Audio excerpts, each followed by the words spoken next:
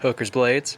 Hey everybody, back again, and today we are going to be taking this piece of round bar and making ourselves some grill and tongs for up camping. So what I've done here is marked out my steel. You can see those white lines, those are from soapstone. I like to use soapstone because it doesn't burn up in the forge. What I also did is, as you can see there, this is a missed strike right here where there's two. But I've also gone ahead and marked them just by putting them on the corner of the anvil and giving them a light tap. Just so that way it leaves a mark on there, so that way I have a visual marking and a physical marking in case somehow I rub off the chalk. So we're going to get this in the fire, and we're going to do this as much as we can at the forge without using our power tools. It is going to be 100 and something today, so it's going to be a warm one.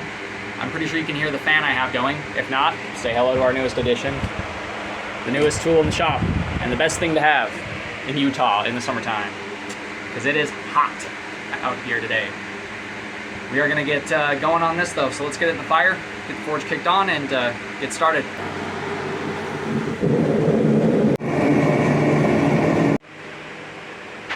So first things first, we're going to throw the hot cut in the hardy slot and cut to length the piece we need.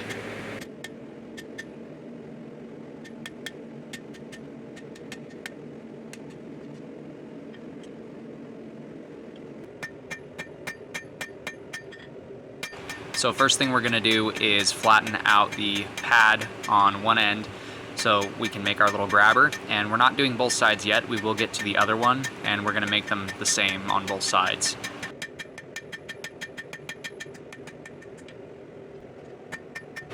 Before we do the other one, we will move to the middle 4 inches to form the flat section that will become our spring.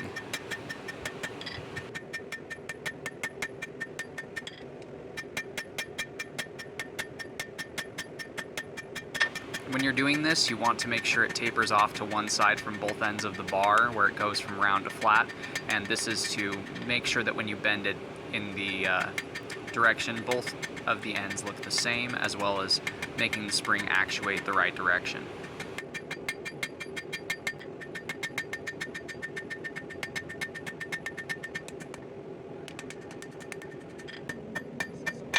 Now with the spring done, we can flatten out the other end.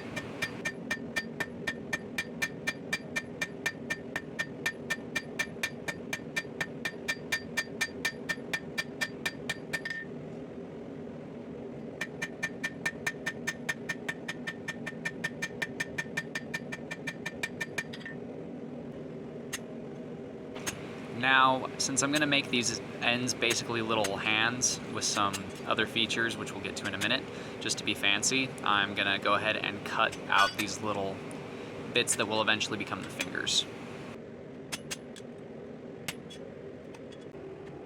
So off camera, I used a file to hot file the rag out from between those cuts. Now we're just going to bend them over on both ends, as well as we're going to square up the section just below them, about 1.5 to 2 inches. And this is going to be where we form the wrist and forearm portion of the hand. These are going to be like little mini human hands on either end of these tongs.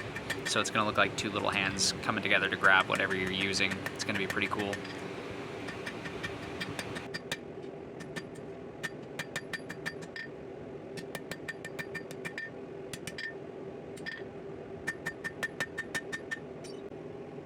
So here I'm just going to use a guillotine tool on both sides to make these little tenons, and that's going to be the area that shows our wrists.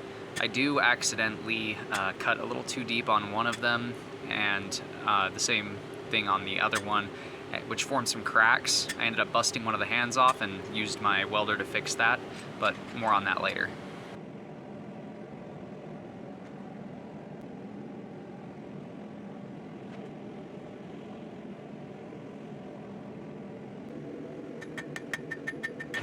So now I'm going to square up the rest of the handles on both of these so that way I can twist them. But if you watch closely here in a second, you'll see what I mean about where that crack snaps the hand off.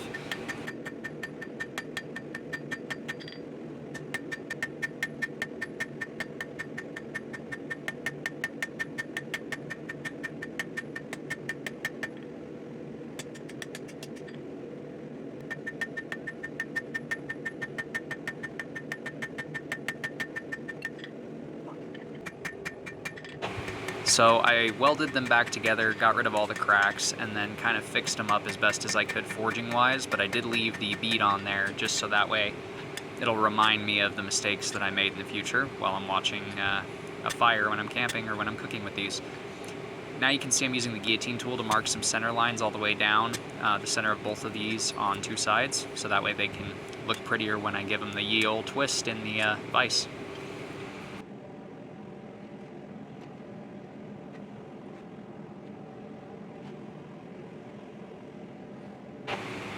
As you can see, I twisted them about 2.5, 3 times around, and then just used my log and mallet to get them nice and straight again.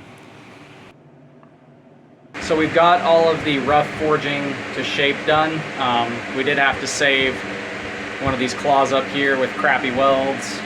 I also welded this one with my crappy welding skills in order to make sure that, you know, it stays on, because I did see a small crack forming. I think when I twisted these, I cut these tenons a little too deep and it just sheared. So I had to fix that. We've got our little spiral groove pattern going on. Got our little hands, and then that's going to be the spring. So I'm going to go over to the grinder now, and I'm going to clean this all up.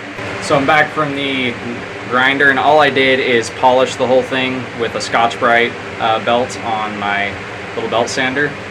So I didn't actually remove any material or change anything, I just cleaned it up. Now we're going to heat up the spring section, and if you look here, you can see that side that tapers in. That's the side you're going to bend it away from. So basically, you don't have to do, you know, the paws and the twists and everything I did. You could literally just make a spoon end on each end and maybe take an angle grinder and throw a few cuts on the ends just to give it some grip. Bend it over and skip the whole ornate stuff. I kind of screwed up because I tried to go too fancy, and I ended up having to leave some crappy looking welds in there because I'm not the best welder yet. But this will be quite a pretty little camping piece, something I can use, and every time I use it, I can look at it and get reminded of the fact that I need to practice welding. So I'm just going to use the horn of my anvil in order to put the finishing touches on this spring, get it nice and even, nice and round, and I'm also going to make some slight adjustments to the end of the reins on these, get them bent in the direction I want so everything lines up nice and straight.